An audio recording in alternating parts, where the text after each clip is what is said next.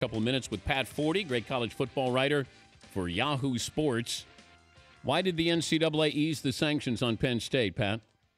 I think two things, Dan. First of all, they did, when they first made the sanctions, they did commission George Mitchell to do an annual report and, look into their progress in changing the culture, as it were. And the reports from George Mitchell were very positive about Penn State. But I think most of all, Mark Emmert realized he overreached, that, this was kind of a cowboy move on his part when he went outside the NCAA jurisdiction, basically, and levied incredibly harsh penalties in an area where really it was pretty unclear that the NCAA had much jurisdiction and much realm given their rule book. What has Penn State done in the last 2 years that's exemplary? Well, they've done a whole lot in terms of education of staff, of faculty, of students.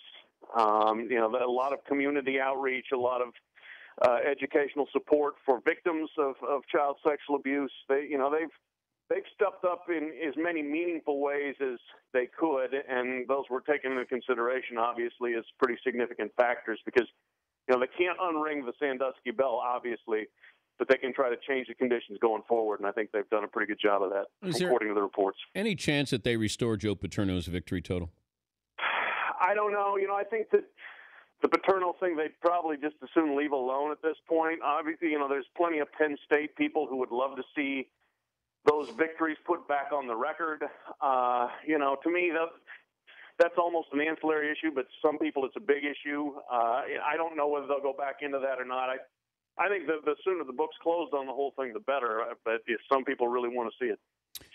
We're talking to Pat Forde from Yahoo Sports. I know USC has tried to have their sanctions lessened. What did USC not do that Penn State apparently did do? Well, there was never anything. That was part of the extraordinary circumstances Penn State thing. I mean, there was never anything other than appealing the Committee on Infractions ruling that USC could do. Whereas with Penn State, they created this reporting system with George Mitchell that, was a kind of a follow-up thing. That was never on the table for USC because that's not how the NCAA operates. And that's part of the problem where Mark Emmert just kind of created this whole separate deal for Penn State. USC tried. I mean, Pat Haden went to Indianapolis and basically tried to leverage his way into some sort of sanction reduction last year, and it didn't work, and it shouldn't have worked. But he certainly tried. Pat Haden in the news got fined for going onto the sidelines with the USC-Stanford game, got fined $25,000. Do you think the fine was warranted? Absolutely. Yeah, it was a ridiculous move by him. I talked to several athletic directors yesterday about it. One of them called it an amateur move. And it's just athletic directors have no place talking to officials during a game. The officials have no place listening to an athletic director. He should have been flagged and kicked off the sideline, in my opinion, and he should be embarrassed. And he was embarrassed, and Steve Sarkisian should be embarrassed for even asking him to come down there. That's his job to handle the sidelines and handle the in-game stuff, not some administrator. So I think the fine was very warranted. And Pat's on the committee for the playoff system. Can you recuse yourself from – can you be impartial when it comes to that, where, Pat is a USC guy, true and true. Is there a conflict of interest that we're going to have with this system? Yeah, I mean, you're asking for some trouble, I think, by having athletic directors on there. It's good to have people who are involved in the game right now. You don't want just nothing but people who are retired players or coaches or administrators. But it's a dicey line to walk, in terms of, ADs and coaches. They build up feelings one way or the other for other people in their conference. They hate their rivals, a lot of them. They love some people that they're friends with.